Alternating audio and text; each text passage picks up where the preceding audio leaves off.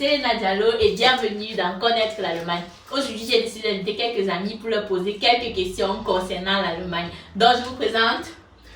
Allô, moi c'est Parigo. Non, c'est Jordi. C'est Johan et vous connaissez. Herman. Ok, et moi c'est Selena. Alors, cette vidéo, c'est la deuxième partie de notre série de vidéos questions-réponses. La première partie, je l'ai déjà publiée. Si tu veux, tu peux aller la voir. Je te mets le lien juste là. Comme ça, tu peux aller la voir et puis tu reviens sur cette partie qui est la deuxième partie de notre série questions-réponses. Voilà. Qu'est-ce qui te plaît le plus sur l'Allemagne? Arrêtez de bailler, c'est quoi ça? Vous l'ennuyez. Non, c'est Johan qui baille, tu ne mets ça sur. Mais je vais écouter. Non, c'est lui qui a contaminé Parigo. C'est contaminé, c'est le Non, ouais, c'est que non, même il a baillé, tu vois. Il a l'air fatigué. Pourtant, Parigo, lui, il est fit en fait. Genre, il zit fit house. Pourtant, Johan est fatigué. Ça veut dire que c'est Johan qui a contaminé Parigo. Tout ça, c'est la bière. C'est un problème d'énergie. Ton énergie est basse pour le coup. Hein. Bah, tu gaspilles son énergie après. Oh, nous sommes là. Bref, continuons. Continuons. On parle des choses sérieuses. Tu disais que ta question c'est. Qu'est-ce qui te plaît sur l'Allemagne? Qu'est-ce qui me plaît sur l'Allemagne? Le plus. Oh my god. C'est la sécurité et la stabilité. Je vais te cacher. Financière ou Dans sociale, genre la sécurité, genre tu peux Sécurité, sortir avec stabilité. lui. Sécurité, tu peux, exactement comme tu disais, Ça et me stabilité, tu peux avoir un job, une maison. Donc, Et puis tu en fait, es c'est assuré, tu peux aller à l'hôpital. Voilà, exactement. C'est pas comme un jour au lendemain, ça peut faire. Tu vois un peu. Souvent au pays, tu as l'impression que au jour au lendemain, ta vie peut faire comme ça. Tu vois. Alors qu'ici, pour que ça fasse comme ça va être en route en train de. Tu vois, ça va bloquer quoi. Tu vois. Parce qu'il suffit juste que tu as conçu ta maison et tout. La communauté urbaine de Douala vient dire qu'on casse. Justement. Du jour au lendemain, tu payes ton terrain, tu payes ta maison, tu as pas. Tu vois. Donc il y a cette sécurité là ici et la stabilité. Moi, ce sont les deux choses principales qui me plaisent Le plus. en Allemagne. Je vais une fois emboîter ce que Johan a dit, moi mais je suis d'accord avec lui. Ce sont vraiment les trucs qui me plaisent. Ouais, c'est la base. Franchement, parce que déjà le système santé ici, c'est waouh quoi, le système social, tu vois. Je crois que c'est l'un des rares pays à avoir un système social aussi solide, en place en fait, aussi solide, tu vois un peu. Comme Johan a dit, tu parlais peut-être au Cameroun, ta vie peut s'effondrer en un claquement de doigts. Par une maladie te prend comme ça et tout. Tu n'as pas d'assurance. Il faut que tu mettes, imagine tu mets tous tes fonds dans la maladie, toutes tes économies, tu commences à vendre ta maison pour te soigner. Peut-être ici en Allemagne, tu ne peux pas voir ça en fait. Tu as une assurance et c'est pas que tu choisis. Parce qu'en France par exemple, tu choisis d'avoir une assurance ou pas, je sais pas trop, mais je crois que dans certains pays, tu choisis si tu veux être assuré ou pas. Aux États-Unis, par exemple. Aux États-Unis, voilà. Et là-bas, il y a beaucoup de personnes, après peut-être un accouchement qui a peut-être mal raté et tout. Justement, ils sont endettés toute leur vie. En Allemagne, lorsqu'une femme est enceinte, mais elle ne s'occupe pas. Exactement, c'est l'assurance qui prend tout en charge, tu vois un peu. Et honnêtement, pour le prix qu'on paye, ça va encore, franchement, ça va. Peut-être d'autres vont voir que je paye combien de temps, mais j'avais malade. Mais- J'avais mal à l'hôpital. Oui. Mais. Le jour où tu vas à l'hôpital, aïe, tout l'argent que tu dépenses. Donc c'est vraiment ça aussi. Le fait que, et par rapport aux étudiants aussi, parce que les étudiants en Allemagne par exemple n'ont rien à envier aux étudiants d'ailleurs, parce que on peut financer nous-mêmes nos études. L'école par exemple, l'école déjà, c'est gratuit, on va dire ça comme ça. L'école est gratuite et puis aussi on a les jobs et nos jobs sont bien payés. Tu vois un peu déjà quand tu es quelqu'un qui sait gérer ses finances honnêtement. Tu t'en sors très bien, tu t'en sors vraiment très bien. Déjà que le salaire le plus petit ici que tu peux avoir, c'est 450 € par exemple. C'est monté à 500. Bon, ça j'étais pas au courant, mais imagine un peu, c'est vraiment bien, tu vois, parce que c'est jamais avec 450 €. Si tu es quelqu'un qui gère bien ses finances et tout, tu t'en sors. Tu vois un peu, tu t'en sors. Pour quelqu'un qui vient d'arriver, qui n'a pas encore pris les contrats de ci, de ça, il s'en sort avec 450 €. Donc, moi, c'est vraiment comme Johan a dit, les deux aspects que je trouve très intéressants. Je ne peux que m'aligner vraiment parce que on ne peut rien faire sans la santé. Nous-mêmes, nous voyons comment notre pays là-bas, c'est pas évident. Même quand il y a peut-être un incendie, pour que le truc vienne. Les pompiers arrivent, il faudrait que la maison soit saupoudrée, tout et tout. Ouais. Donc, du coup, je dirais le côté sanitaire, nous sommes vraiment en sécurité. Et l'un des piliers qui me plaît ici en Allemagne. Et aussi, les étudiants, ils peuvent se lifestyle de ce qu'ils veulent en fait. Je vois au pays, je comprends un peu genre, avec les gens qui sont au pays. Quelqu'un ne peut pas, c'est difficile pour un étudiant de fréquenter et de travailler en même temps. Et genre, il s'en sort facilement pour les filles en Allemagne. Or, chez nous, ici, tu peux jongler et tout. Bon, tu gagnes tes 450 € minimum et tout, tu vois.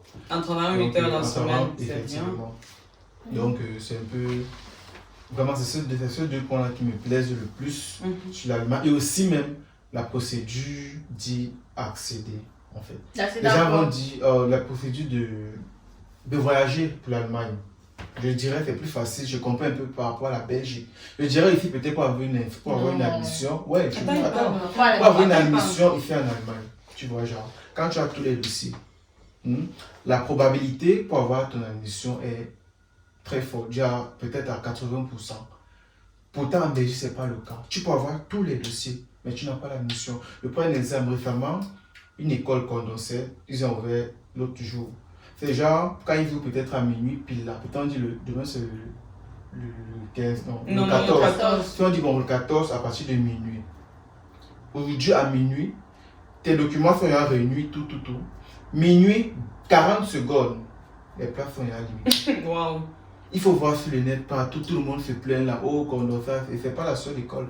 Donc on vous dit vraiment l'Allemagne, si tu t'y mets, tu as de grandes chances. Vraiment, tu auras de grandes chances. Le plus difficile, ce sont les cours de langue. Et Les gens veulent les cours de langue et maîtriser la langue. Maîtriser la langue. Mais c'est ça. Tu peux faire les cours de langue, Tu ne maîtrises pas, oui. Mais tu ne peux pas maîtriser la langue. Mais même si tu n'as pas maîtrisé, non, si tu arrives ici. Non, il y a des gens qui sont. Tu fais pas comme si tu es venu, tu maîtrisais parfaitement la langue. Non, si tu passes là, ça veut dire que. Mais si tu as un certain niveau. Vous savez que tu as un certain niveau. Quand on a pris la question, on a dit qu'est-ce qu'on aime en Allemagne, pas qu'est-ce qui est difficile. Exactement, voilà. Tu vois. Exactement. Mais j'ai compris quand même. Eman? Bon, moi, les points, ils ont déjà dit, c'est-à-dire la sécurité, la stabilité. Ce que je peux encore peut-être ajouter, c'est que l'Allemagne permet en fait de se responsabiliser dans la mesure où, je vais être honnête, moi, j'ai grandi chez les parents.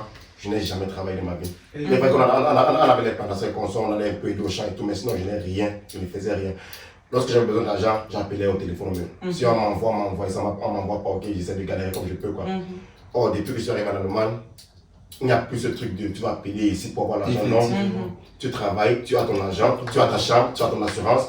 C'est toi qui prépares, c'est toi qui laves tes assiettes, c'est toi qui laves tes habits, c'est toi qui prends soin de toi. En fait, il n'y a plus quelqu'un derrière toi qui te dit va prendre, il n'y a plus quelqu'un qui va dire va faire ci, on va pas dire va dormir et tout. Du coup, en fait, lorsque quelqu'un arrive en Allemagne ici, après maxi 1 an, il est un adulte. Effectivement. Il est un adulte. C'est vraiment ça qui Pour ceux qui veulent être adultes, Il y a des gens qui ne veulent pas grandir. Il y a les petits maintenant, après 1 an en Allemagne, tu es capable de élever un enfant. Ou même les filles qui arrivent avec le regroupement familial, là, elles arrivent directement, le gars il a tout géré, la maison, machin, il arrive, c'est pas et si ils ne peuvent pas comprendre vraiment, c'est le fondement de l'Allemagne en fait, la souffrance qu'on a vécue ici là.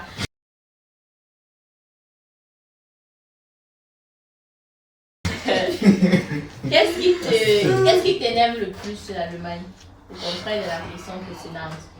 On pense pas qui. Pas toi. Ce qui m'énerve le plus, c'est le froid. C'est le froid. Il y a souvent tu marches comme ça dans le froid. Tu vois comment le froid là gifle ta tête.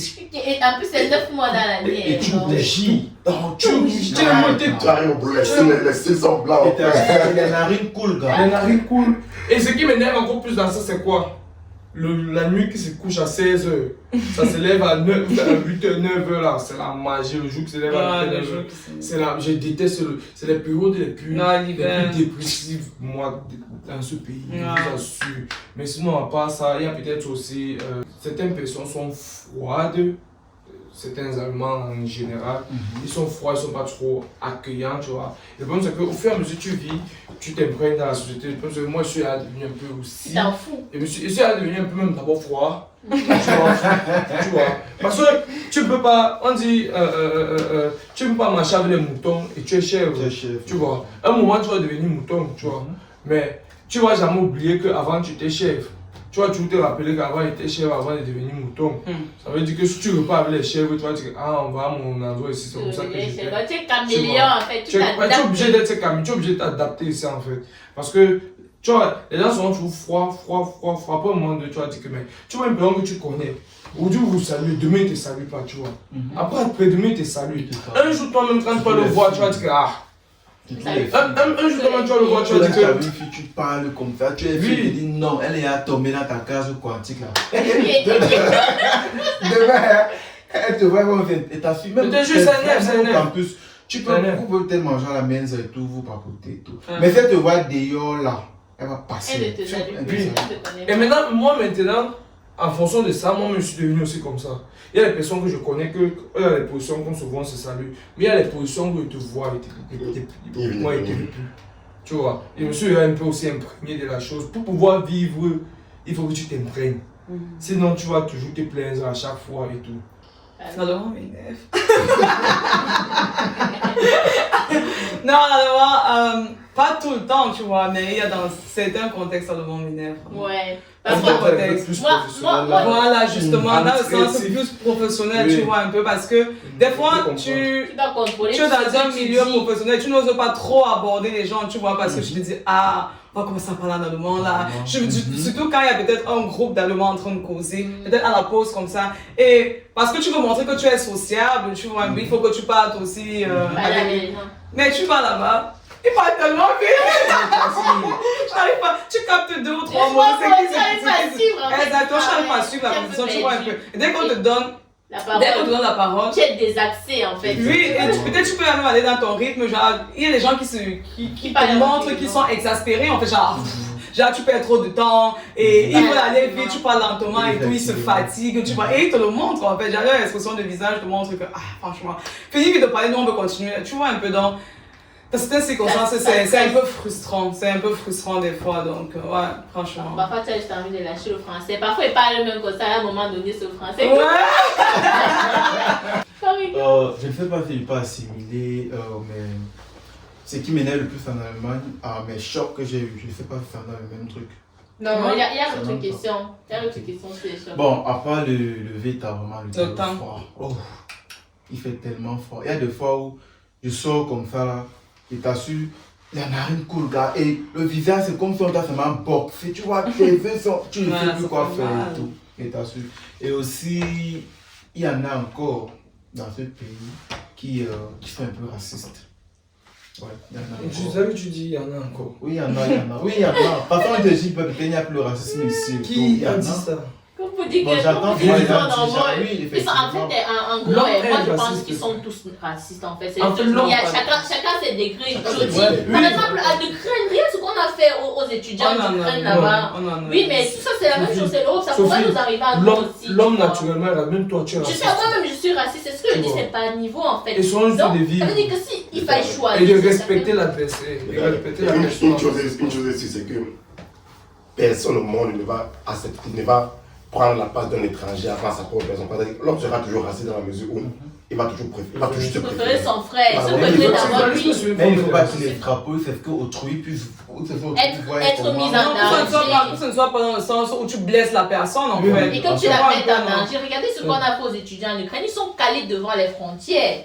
Pendant des jours et des jours, les gens sont venus derrière eux, les Ukrainiens sont venus derrière eux, on les a laissés passer, eux on les a bloqués la parole, on les prenait à compte-gouttes. Tu as vu les reportages sur ça? Mon frère, les gars calent devant la barrière comme ça, là, on s'éloigne du sujet. Peut-être que tu vas faire une autre vidéo, tu vas dire. Bon, pour revenir sur ce qui m'énerve le plus, je ne vais pas souvent dire la langue, la langue je parle, mais je dirais aussi le côté des fois très carré des Allemands. Tu sais pas trop quel sujet aborder, quel sujet ne pas aborder. Exactement. Et c'est aussi genre, en fait moi, des fois ça me dérange un peu parce que à l'université j'ai des amis allemands, tu vois. Et en fait, il y a une mentalité là que je ne comprends pas trop. Genre, on est ensemble comme ça, il dit avec sa voiture, tu vois. Et au moment de partir, on est sur la même route. Naturellement, je veux dire entre nous Camerounais, tu proposes que viens, tu vois. Mais elle m'accompagne à la station de bus et on reste en parlant pendant que mon bus vient, elle me dit bye, elle va prendre sa voiture. Tu vois. Et moi j'arrive, je me dis ok, mais propose-moi Et des fois, c'est pas méchant. C'est juste que des fois, peut-être elle me peut-être déranger. Tu vois, je me proposer que je me sente peut-être minimisée ou un truc comme ça. Tu vois, un peu donc. C'est ça en fait que je dis, je n'arrive pas vraiment à... Il y a beaucoup de non-dits, beaucoup de malentendus. Exactement, et je veux aussi, il y a par exemple aussi, je faisais le ménage chez un couple, tu vois, et chez eux c'est genre quand ils mangent, ils ferment la porte, ils mangent entre eux, genre ils te proposent pas, tu vois, je ne veux pas forcément manger parce que ça me demande moi, ça fait deux, tu vois. Mais au moins proposer, tu vois. En fait, au Cameroun, c'est ce qu'on aurait fait. On aurait fait, ça aurait été impoli en fait. C'est naturel de le faire en fait. Tu vois. Et du coup, quand tu arrives, tu te rends compte, tu vois des trucs, tu te dis, ah waouh, ok. Donc, en fait, c'est leur culture qui est assez froide. Ça revient aussi au côté froid, tu vois. Genre, de vraiment distancer. Genre, les Allemands savent vraiment faire ils mettent vraiment une distance, tu vois. Quand c'est, exactement, quand c'est professionnel, c'est vraiment professionnel. C'est pas comme au Cameroun, tes collègues deviennent peut-être tes amis, genre, et tout. Ou bien, il y a toujours des extras, tu vois. Ta femme de ménage devient comme une sœur pour toi et tout. Ici, c'est pas trop comme ça. Ici, c'est quand tu es femme de ménage, tu restes à ta place, en fait. Et tu ne vas pas au-delà de ça. Ouais, donc mais après, il faut savoir qu'il y a beaucoup de personnes dans le milieu professionnel aussi qui sont aussi très sociables. Comme moi, par exemple, j'ai eu à travailler. On avait une réunion qu'on faisait chaque deuxième mois de chaque mois et tout. Et ces gens faisaient ça à cause du corona, on faisait du coin en ligne et tout. Et on essayait de faire les jeux de société, on essayait de manger ensemble, on essayait de boire ensemble et tout. Et même pendant les fêtes de Noël et consorts, on avait toujours, je crois le 24 décembre, chaque 24 décembre et tout. On avait un truc qu'on faisait aussi, non le 23 justement. On avait encore des conversations en ligne et tout, on buvait le vin ensemble. Mais il y a toujours ça derrière. Mais au moins, eux et tout, c'était carrément la glace était vraiment brisée. Même au boulot, il n'y avait pas de vous. Dès le départ, il n'y avait pas de vous. Tout, on se tutoyait, alors que c'était très âgé. On se tutoyait, c'était vraiment. C'était assez convivial. Mais justement, même là où j'ai fait mon stage, par exemple, tu vois, c'était genre, entre collègues, on se tutoyait. Mais après, je n'avais pas le numéro de téléphone par exemple personnel de mes collègues et entre eux-mêmes ils n'avaient pas leur numéro de téléphone privé, tu vois un peu. Donc ça restait vraiment, donc on est là comme ça dans l'entreprise, on s'entend tous bien. Mais dès que vous sortez là, c'est plus ça en fait. Là vous échangez par mail, tu vois un peu, vous pouvez échanger par mail, mais les téléphones privés là, non. C'est un truc que j'ai appris en Allemagne, on est... J'ai les amis de la fête. Que quand on sort de la fête, c'est plus simple. Exactement. J'ai les amis de l'Uni, comme on est ensemble, c'est membre pour l'Uni. Et j'ai les amis, par exemple, donc il y a des dons, c'est pas catégorique et c'est comme ça. C'est au Cameroun, en Afrique, on mélange tout, tu vois un peu, tu mélanges tout. Tu vois les causes, c'est mon ami, tu vois un peu. Mon ami, vous parlez par exemple. T'appelles ton professeur qui vient prendre une bière.